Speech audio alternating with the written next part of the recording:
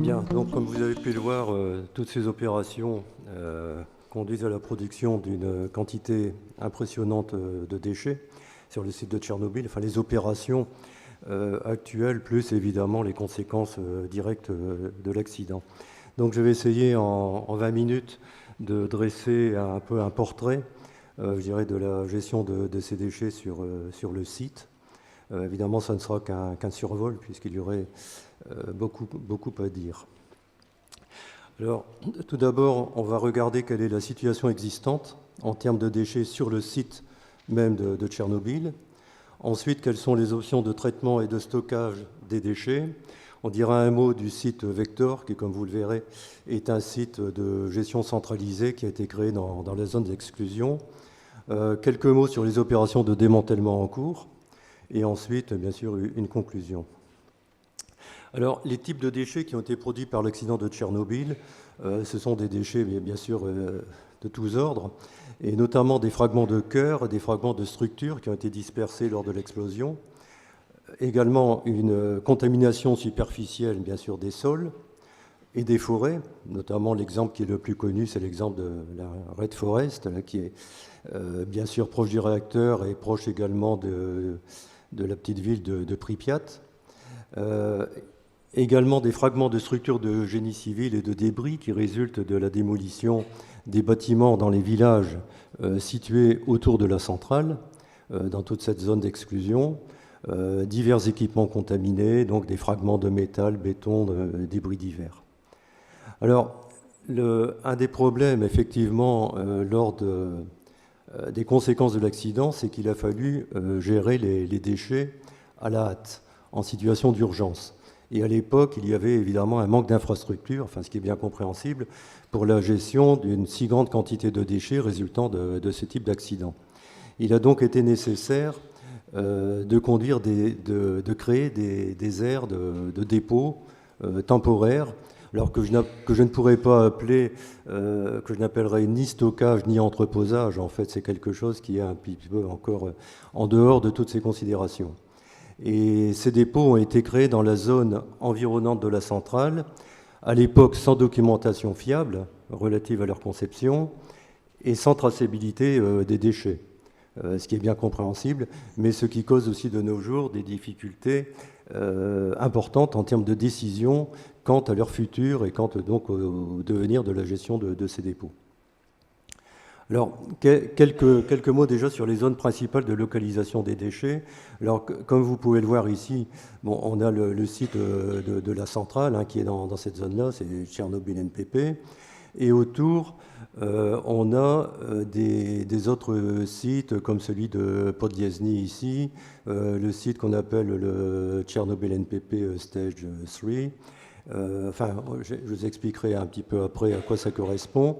Et le site Vector dont j'ai déjà parlé, qui est situé ici, donc environ à moins de 10 km, je dirais, de la centrale de Tchernobyl, et qui est pratiquement contigu à un autre site qui est le site ici de Buryakovka.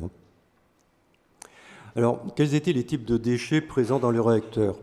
Donc, vous avez là une photo du réacteur, enfin, dans l'état après l'accident, enfin, ce que vous aviez déjà vu dans les présentations précédentes.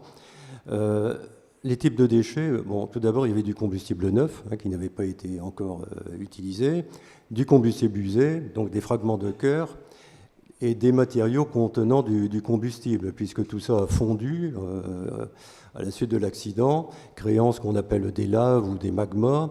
Il y a également énormément, bien sûr, de poussières contaminées, plus les matériaux qui ont été amenés en 1986 pour essayer de résoudre un peu, enfin en tout cas de réduire les conséquences de cet accident, donc du plomb, de l'argile, en fait du sable et du béton. Plus du bore, enfin une forme de carbure de bore et d'autres types de matériaux. Et il y a évidemment des équipements et des matériaux de réacteurs qui se trouvent à l'intérieur, le génie civil, de l'eau, puisqu'il y a de l'eau en sous-sol, et les sols contaminés dans l'environnement immédiat du réacteur et évidemment un peu plus loin, mais enfin ils sont plus contaminés dans l'environnement immédiat. Quel est le volume et l'activité des déchets dans le sarcophage et dans son environnement immédiat? Alors, les chiffres les estimations sont encore relativement difficiles à faire. Je me suis mis sur une base minimum. On sait que le volume est supérieur à 400 000 m3 de déchets, mais il y a bien sûr des chiffres beaucoup plus élevés qui circulent. Mais le tout étant de savoir un peu ce que l'on classe dans ces déchets, quelles sont les catégories de déchets, quels sont les niveaux d'activité, etc. Donc il est un peu difficile d'avoir des chiffres très précis sur le sujet. L'activité totale, elle, est estimée de l'ordre de 4,1, 10 puissance 17 becquerels, mais là aussi avec un certain domaine d'incertitude. Les déchets à vie longue seraient de l'ordre de 44 000 m3. Et on aurait dans ce réacteur approximativement 200 tonnes de déchets contenant du combustible. Quant à la zone contaminée directement autour du sarcophage, le volume de déchets est estimé à 15 000 m3 de déchets en sol contaminé, béton, métal et débris. Alors maintenant, quels sont les déchets sur le site de la centrale, c'est-à-dire quand on s'éloigne un peu du réacteur, puisqu'évidemment tout ce site a été contaminé lors de l'explosion. Donc sur le site de la centrale, on considère qu'il y aurait environ 500 000 m3 de déchets de faible et de moyenne activité, qui seraient constitués là aussi de sol, de béton, de métal et d'équipements divers, plus les bassins de refroidissement qui se trouvent autour de la centrale. Donc il y a des grandes zones de bassins de refroidissement et bien sûr de l'activité s'est déposée dans ces bassins et majoritairement donc maintenant en fond de bassin. Et l'ordre de grandeur est de 0,2, 10 puissance 15 becquerels, enfin environ. Ensuite, il y avait des déchets qui étaient déjà entreposés dans des entreposages existants sur site et qui résultaient des opérations effectuées sur les 4 unités de Tchernobyl. Et donc là, on a un volume de déchets solides, je dirais, qui est recensé à ce moment-là, de façon plus précise, qui est d'environ 2500 m3, et également des effluents liquides qui provenaient donc de toutes les opérations qui avaient été conduites au préalable, qui est de l'ordre d'environ 20 000 m3. Alors, si on s'éloigne maintenant encore un peu, on aboutit à ce site de stockage de Buryakovka. Alors, le Buryakovka est un site de stockage de surface qui a été créé à la hâte. Comme vous pouvez le voir ici, ce site est en opération depuis février 1987, c'est-à-dire donc quand même un an environ après l'accident. Donc ce site a été fait pour évacuer la majeure partie des déchets de faible et de moyenne activité et essayer de les entreposer ou de les stocker, je dirais, dans l'esprit à l'époque des opérateurs de façon sûre. Donc c'est un stockage qui est constitué de 30 tranchées situées dans la zone d'exclusion et il était conçu au départ pour stocker des déchets dont le débit de dose ne devait pas dépasser 1 rad-heure. Enfin, je parle en termes de l'époque, en données historiques de l'époque. Et cependant, le débit de dose réel a été environ multiplié par 5 dans les déchets qui ont été entreposés dans la période suivant assez directement l'accident. Alors, la capacité totale de ce site de stockage de Buryakovka est de 690 000 m3, avec une activité totale qui est de l'ordre de 2,5 10 puissance 15 becquerels. Actuellement, cette capacité est pratiquement atteinte. Cette capacité maximale est pratiquement atteinte puisqu'on est, selon les valeurs que l'on a pu avoir récemment, à 606 000 m3 de déchets dans ce site. Alors ici, vous avez une vue, enfin un schéma qui représente l'emplacement de ces tranchées, et vous avez également la coupe d'une tranchée. Donc comme vous pouvez le voir, il y a un fond argileux, les déchets sont entreposés en vrac au-dessus de ce fond argileux et ils sont recouverts par une couche d'argile, je dirais, équivalente. Alors, quelle est le niveau de sûreté de ce site, bon, c'est assez variable, puisque l'on sait que les premières tranchées, ce sont celles évidemment qui ont été creusées à la hâte, qui ont été remplies à la hâte aussi, et probablement avec les matériaux les plus contaminés, et probablement avec un volume assez important de déchets alpha. Je dirais que les 6 ou 7 premières tranchées sont relativement mal caractérisées. Par contre, ensuite, dans les tranchées suivantes, on a contrôlé un petit peu mieux ce qu'on y mettait. Et actuellement, il y a des études qui sont en cours pour l'extension de ce site, puisque, comme vous l'avez vu, il est pratiquement saturé. Mais aucune décision encore n'a été prise. Il était question de compléter ce site avec une couche supplémentaire de déchets que l'on aurait superposé aux tranchées existantes, mais cette option n'a pas été retenue, n'a pas été validée en tout cas par l'autorité de sûreté ukrainienne. Et donc actuellement, d'autres études sont en cours, peut-être pour ouvrir un nouveau site contigu et qui serait mieux contrôlé, je dirais, en termes de conception. Alors maintenant, nous avons un entreposage également qui est assez proche de la centrale, qui est l'entreposage de Podlozny. Alors là aussi, c'est un entreposage qui a été ouvert à la hâte et qui a été utilisé donc de décembre 86 à novembre 88. Il est constitué de modules en béton qui contiennent donc pour certains 11 000 m3 de déchets, qui sont des déchets en vrac et qui sont des déchets en vrac contenus donc dans ces modules de béton. Et l'activité totale, selon différentes investigations, est approximativement de 2,6 10 puissance 15 becquerel dans ce site de Podlozny. Le débit de dose maximale prévu initialement était de 50 radeurs, enfin à l'origine. En fait, il a été multiplié par 5. Donc c'est un entreposage qui est hautement radioactif, hautement irradiant en tout cas, et donc avec des difficultés d'accès. Pratiquement tous les déchets dans cet entreposage sont à vie longue, et on sait qu'il y a beaucoup de fissures présentes dans les fondations et dans les parois des modules de ce stockage. Un autre entreposage proche de la centrale est cet entreposage qui est appelé Third Stage of Chernobyl NPP, enfin en terme anglais. Alors, en fait, c'était un site d'entreposage qui était conçu pour recueillir les déchets qui seraient produits dans les unités 5 et 6. Qui ont été abandonnés, bien sûr, lors de l'accident et qui correspondaient à la 3e étape en fait, d'agrandissement du site, ce qui explique le titre, enfin le nom de cet entreposage. Donc les structures ont été utilisées, ce sont des structures enterrées, et donc cet entreposage maintenant est recouvert, si bien que le niveau d'irradiation externe, en tout cas, est beaucoup plus faible que celui de Podlozny. Un certain nombre de déchets ont été placés dans cet entreposage en vrac. Le chiffre annoncé ici est de 13 400 m3. Et des déchets ont été placés également en conteneurs. Il y en aurait 12 800 m3.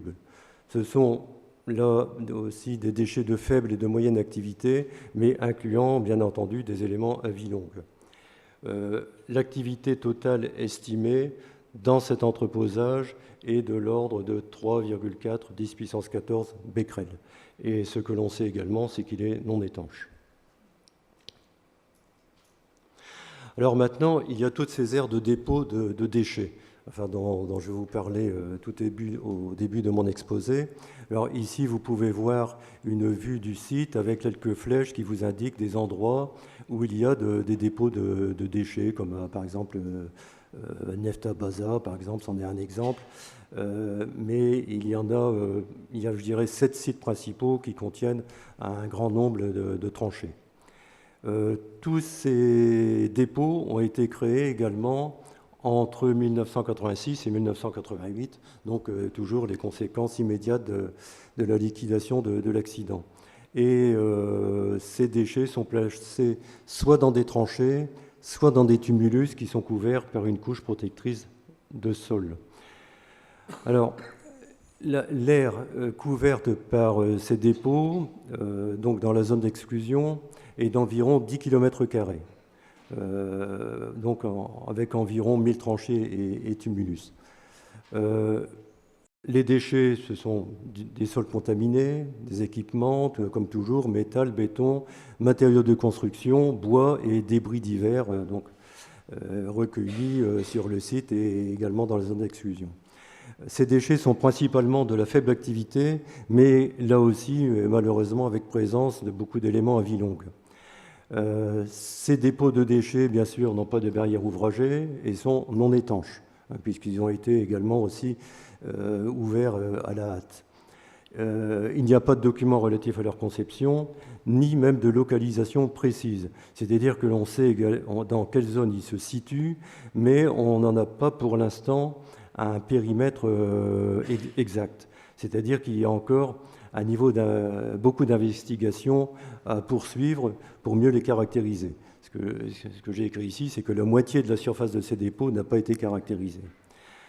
L'accumulation de déchets estimée, là aussi, est de l'ordre de 1,3 10 puissance mètre cube de déchets en volume, avec une activité totale voisine de 1,8 10 puissance 15 becquerel. Mais là aussi, ces chiffres sont à manipuler avec précaution, puisque, effectivement, il y a un défaut de caractérisation. Et ce que l'on sait également, c'est qu'il y a une centaine de tranchées qui sont inondées soit de façon permanente ou de façon périodique sur ce site.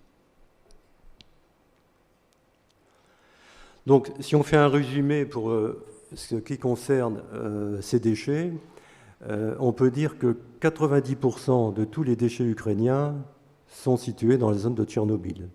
Que le volume total de déchets estimé, alors le volume vraiment global, intégrant tous les types de déchets, est de l'ordre de 2,8 millions de mètres cubes. Enfin, on peut considérer que c'est un maximum. Les activités spécifiques et les compositions sont bien entendu très variables d'un type de déchet à l'autre.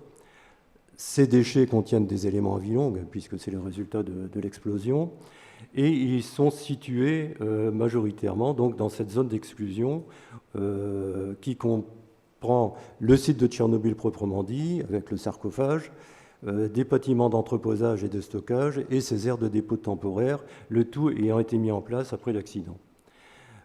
Ces déchets sont entreposés ou stockés, là aussi j'ai du mal à utiliser l'un ou l'autre terme, dans des conditions qui ne satisfont pas aux critères de radioprotection actuels, avec une réserve pour le site de Buryakovka dont je vous ai parlé précédemment, pour lequel l'autorité de sûreté considère que les conditions de sûreté pour un site de stockage seraient réunies, enfin, moyennant quand même un contrôle institutionnel très poussé.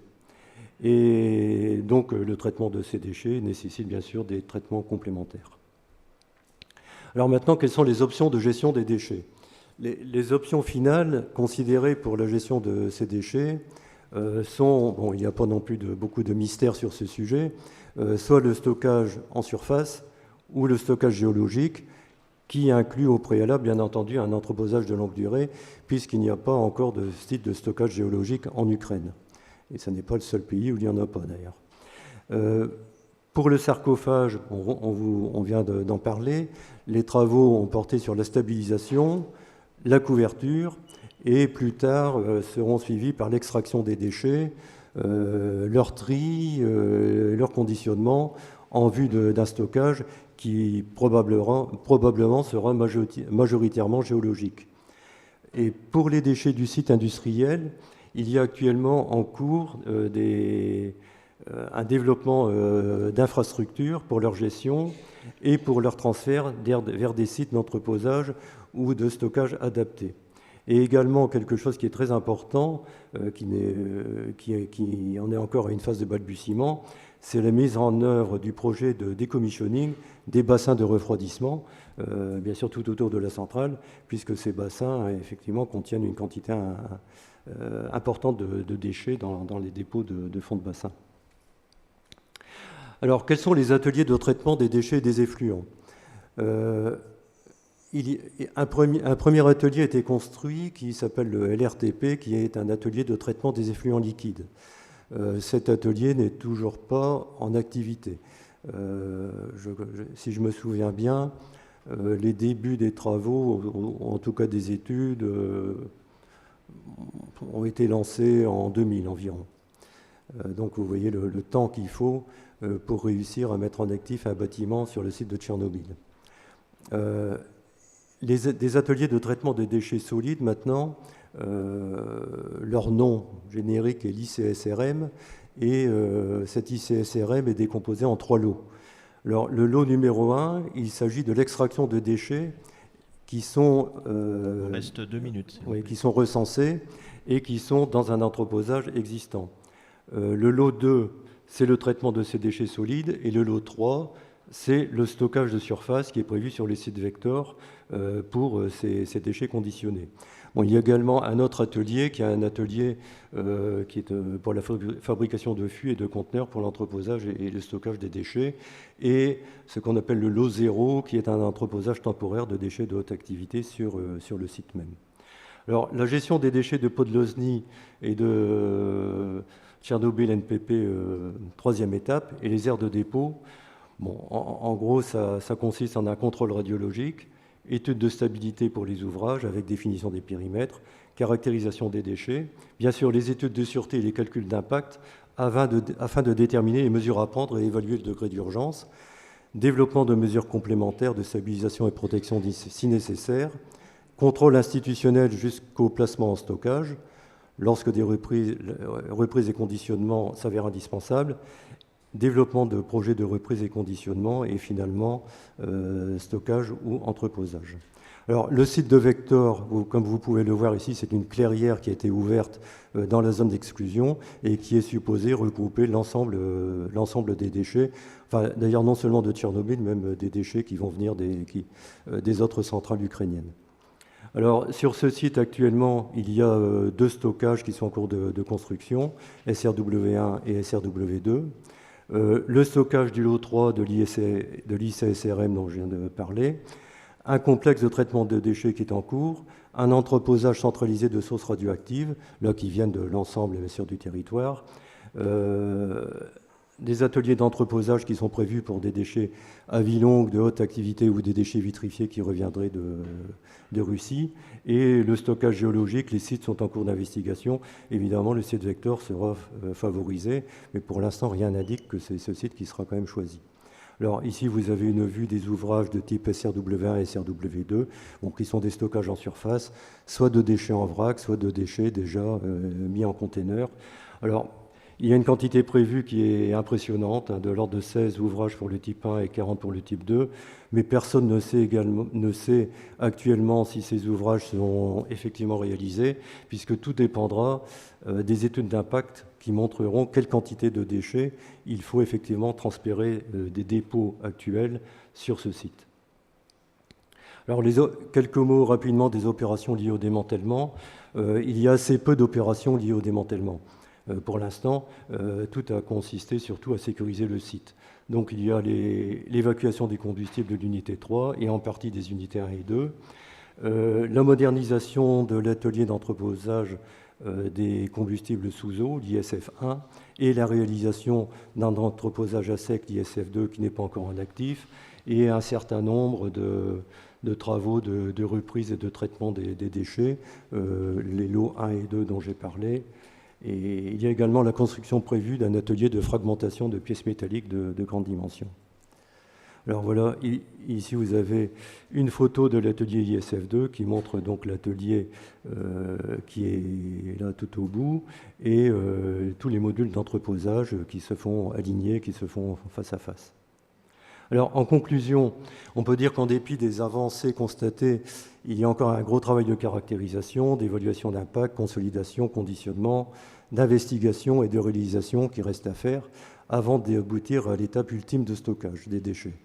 Le démantèlement, lui, n'en est qu'à sa toute première phase, et les opérations réalisées donc, ont surtout consisté à sécuriser le site pour l'instant.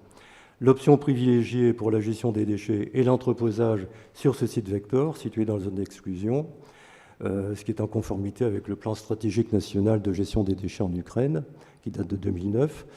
Et les particularités de la gestion des déchets de Tchernobyl doivent être bien sûr pris en compte, en liaison en particulier avec l'évolution future de la zone d'exclusion. Ces particularités doivent s'inscrire dans un code de bonnes pratiques et l'autorité de sûreté ukrainienne tente de répondre, entre autres, à cette exigence par la promulgation de guides dédiés à destination de l'exploitant et par une collaboration internationale active. Et voilà, j'en ai fini. Merci. Merci.